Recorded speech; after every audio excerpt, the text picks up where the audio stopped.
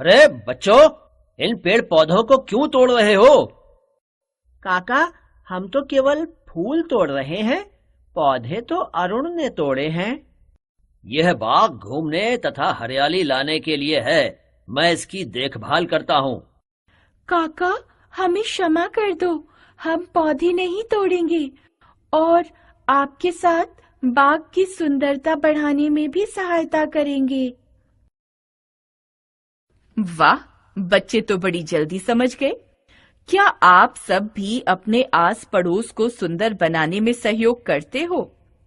माली और बच्चों की बातचीत में कुछ नाम आए हैं जिनसे हमें व्यक्ति, वस्तु, स्थान और भाव की पहचान हो रही है। जैसे बच्चे, काका, अरुण व्यक्तियों के नाम हैं। पेड़, पौधे, फूल वस्तुओं के नाम हैं।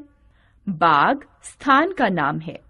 हरियाली, देखभाल, क्षमा, सुंदरता, सहायता भावों के नाम हैं। ये नाम संज्ञा हैं। किसी व्यक्ति, वस्तु, स्थान, भाव या जाति के नाम को संज्ञा कहते हैं। संज्ञा के भेद। संज्ञा के मुख्यतः 3 भेद होते हैं। पहला, व्यक्तिवाचक संज्ञा। दूसरा, जातिवाचक संज्ञा। तीसरा, भाववाचक संज्ञा। व्यक्तिवाचक संज्ञा। हेमंत, यश, नीलिमा, इधर आओ। क्या हुआ मम्मी? तुम्हारे नाना जी हम सबको लाल किला दिखाने दिल्ली ले जा रहे हैं। वहां तो जामा मस्जिद, लाल मंदिर भी हैं। नाना जी से कहेंगे कि वे हमें शांतिवन और राजघाट भी ले चलें। हाँ हाँ, जहाँ कहोगे वहाँ ले चलूंगा। दिल्ली में तो घूमने के लिए अनेक स्थान हैं। बड़ा मजा आता है। आपने देखा, इस दृश्य में अनेक नाम आए हैं। हेमंत, यश, नीलिमा, लाल किला, जामा मस्जिद, लाल मंदिर, शांतिवन, राजघाट। ये सभी नाम विशेष व्यक्ति या स्थान की पहचान करा रहे हैं। ये व्यक्तिवाचक संज्ञाएं हैं। किसी विशेष व्यक्ति, वस्तु, स्थान के नाम को व्यक्तिवाचक संज्ञा कहते हैं। जैसे विराट कोहली एक अंतर्राष्ट्रीय क्रिकेट खिलाड़ी हैं। बच्चे जवाहरलाल नेहरू को चाचा कहकर बुलाते थे। अमृतसर का स्वर्ण मंदिर एक पवित्र स्थान है। नंदन बच्चों की प्रिय पत्रिका है। इन वाक्यों के रंगीन शब्द विशिष्ट व्यक्ति, स्थान व वस्तु के नाम हैं। अतः ये व्यक्तिवाचक संज्ञाएं हैं। नदी, समुद्र, पर्वत, दिन, पुस्तक, पत्रिका, समाचार पत्र, इमारत, महीना, द्वीप, राज्य, देश आदि के नाम व्यक्तिवाचक संज्ञा होते हैं। जैसे गंगा, सिंधु, हिमालय, ताजमहल, रामायण, एशिया, महात्मा गांधी, पंजाब आदि। जातिवाचक संज्ञा। पर्वत की घाटी में नदियां बहती थी कलकल छलछल, तैरा करती थी मछली उसमें, नाचा करती उछल उछल। बगुला उस पर आग गड़ाए घात लगाए रहता था, मेंढक टर्टर चिल्लाता, कहता ओ मछली रानी, पानी के अंदर ही रहना। दुश्मन घात लगाए बैठे, पलक झपकते खाएंगे। मछली थी नादान घमंडी, सोचा हमसे जलता है। धूप सेकने तट पर आई, देखा घात लगाए बगुला संभल नहीं पाई। बगुला लपका जीवित थी, निगली मछली। दूर से मेंढक ने देखा, बोला कितनी नादान थी। सच ही है, मित्रों की सलाह पर ध्यान देना चाहिए, अन्यथा मछली वाला हाल होता है। कविता में पर्वत, घाटी, नदी, मछली, बगुला, आंख शब्द अपनी संपूर्ण जाति का बोध करा रहे हैं। ये जातिवाचक संज्ञा हैं। जो संज्ञाएं व्यक्ति, प्राणी, स्थान की संपूर्ण जाति का बोध कराती हैं, उन्हें जातिवाचक संज्ञा कहते हैं। लड़की रंगोली बना रही है, चिड़िया आकाश में उड़ रही है। हमें नदियों को साफ रखना चाहिए। तालाब में मछलियां तैर रही हैं। लड़की, चिड़िया, नदी, तालाब, मछलियां संज्ञाओं से किसी विशिष्ट व्यक्ति, प्राणी या स्थान का नहीं, बल्कि उनकी पूरी जाति का बोध हो रहा है। अतः ये जातिवाचक संज्ञाएं हैं। स्त्री, पुरुष, पशु, पुस्तक, फर्नीचर, पेड़, पौधे, फल, बर्तन, घर, बगीचा, सागर, पहाड़, विद्यालय, भवन, सड़क आदि शब्द जातिवाचक संज्ञाएं हैं। जातिवाचक संज्ञा के दो भेद और माने जाते हैं। पहला, द्रव्यवाचक संज्ञा। जिस संज्ञा शब्द से किसी पदार्थ, द्रव्य या धातु का बोध होता है, उसे द्रव्यवाचक या पदार्थवाचक संज्ञा कहते हैं। जैसे कुम्हार मिट्टी के बर्तन बनाता है, हलवाई घी में जलेबियां तल रहा है, सुनार सोने के आभूषण बनाता है। ये चीजें लोहे की अलमारी में रख दो। मिट्टी, घी, तेल, दूध, चावल, सोना, चांदी, लोहा, ऊन, लकड़ी आदि द्रव्यवाचक यानी पदार्थवाचक संज्ञाएं हैं। दूसरा, समूहवाचक संज्ञा। जो संज्ञा शब्द किसी समूह या समुदाय का बोध कराते हैं, उन्हें समूहवाचक संज्ञा कहते हैं। जैसे दुर्घटना स्थल पर भीड़ जमा हो गई, परिवार मिलकर त्योहार मना रहा है, कक्षा में सब छात्र ध्यान से मेरी बात सुन रहे थे। सभा, दल, झुंड, समिति, टोली आदि समूहवाचक संज्ञाएं हैं। भाववाचक संज्ञा। तुम दोनों लड़ाई क्यों कर रहे हो? मैडम, इसने मुझे बुरी बातें बोली। तुम्हें लड़ना नहीं चाहिए, भाईचारे से रहना चाहिए, किसी को कठोर बातें नहीं कहनी चाहिए। ये कहानी सुनो। एक राजा जंगल में शिकार खेलने गया। चलते चलते उसे प्यास लगी। घोड़ों की चाल भी धीमी हो गई थी। सिपाही पानी तलाश करने गए। एक साधु की झोपड़ी में पहुंचकर बोले, ए साधु, पानी पिला। साधु ने मना कर दिया।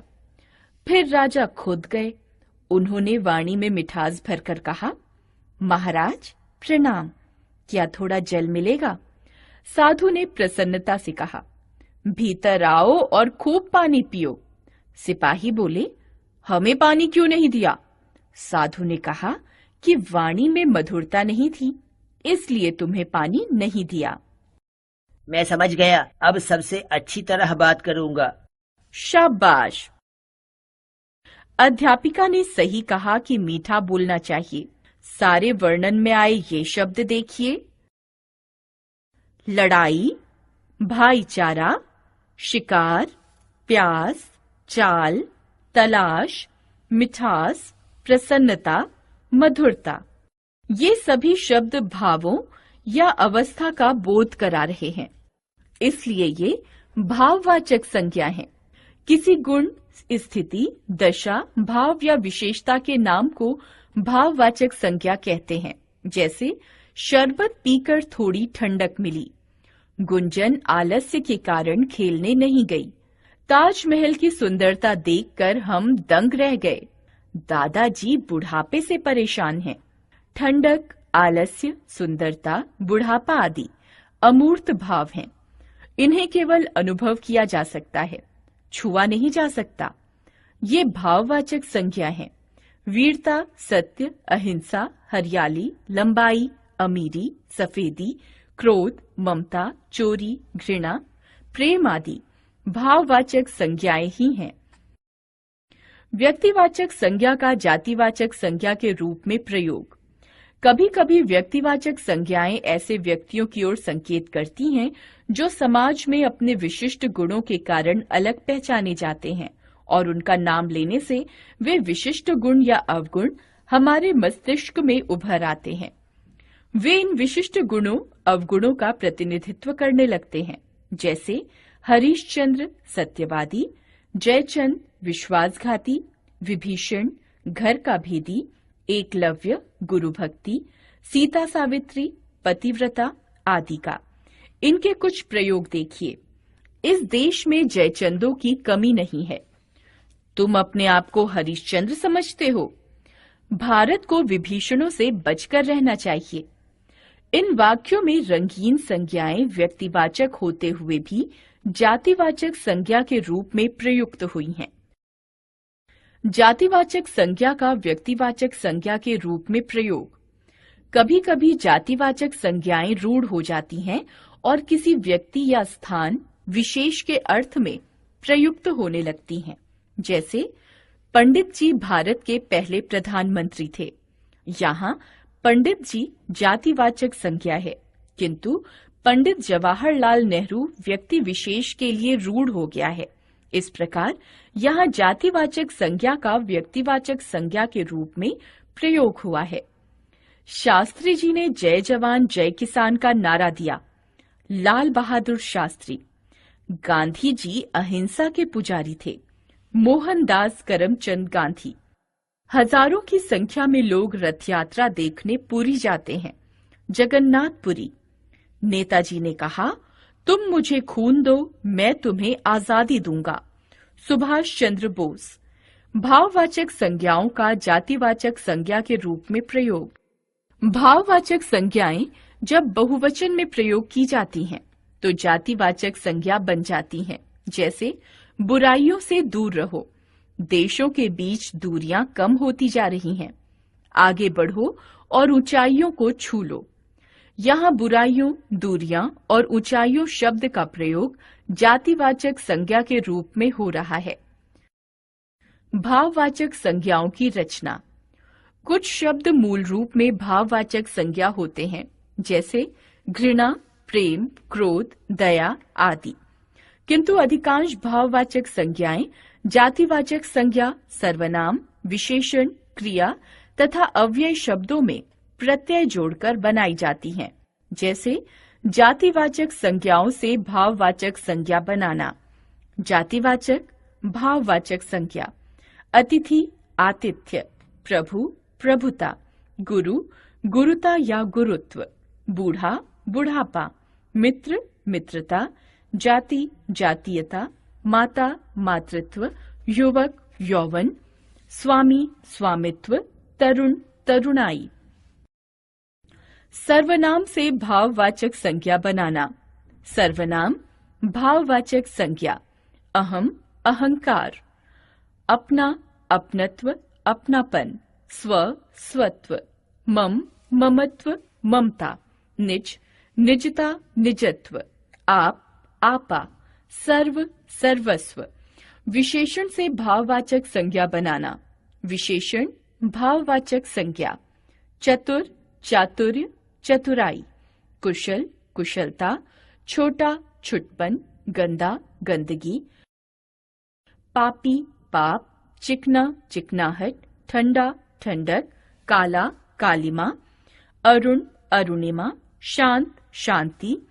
संतुष्ट, संतोष, संतुष्टि। धीर, धैर्य, धीरता। कड़वा, कड़वाहट। ईमानदार, ईमानदारी। विषम, वैषम्य, विषमता। मुक्त, मुक्ति। तैयार, तैयारी। सम, साम्य या समता। खट्टा, खटास। कमजोर, कमजोरी। गंभीर, गंभीरता। आवश्यक, आवश्यकता।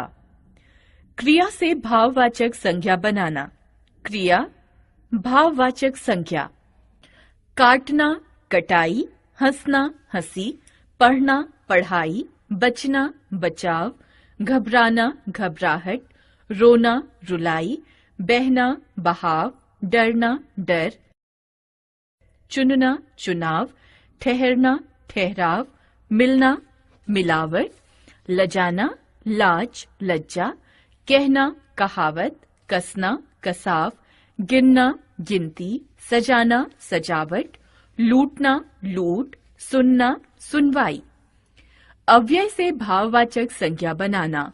अव्यय, भाववाचक संज्ञा। समीप, सामीप्य या समीपता। शीघ्र, शीघ्रता। निकट, निकटता। वाह, वाहवाही। मना, मनाही। धिक, धिक्कार। हमने सीखा, किसी व्यक्ति, प्राणी, वस्तु, स्थान या भाव के नाम को संज्ञा कहते हैं। संज्ञा के 3 भेद हैं, व्यक्तिवाचक, जातिवाचक और भाववाचक। जातिवाचक संज्ञा के 2 उपभेद हैं, द्रव्यवाचक और समूहवाचक।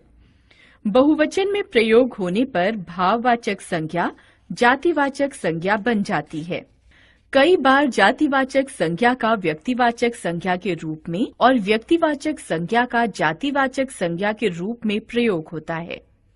कुछ शब्द मूल रूप में भाववाचक संज्ञा होते हैं और कुछ भाववाचक संज्ञाएं दूसरे शब्दों में प्रत्यय लगाकर बनाई जाती हैं।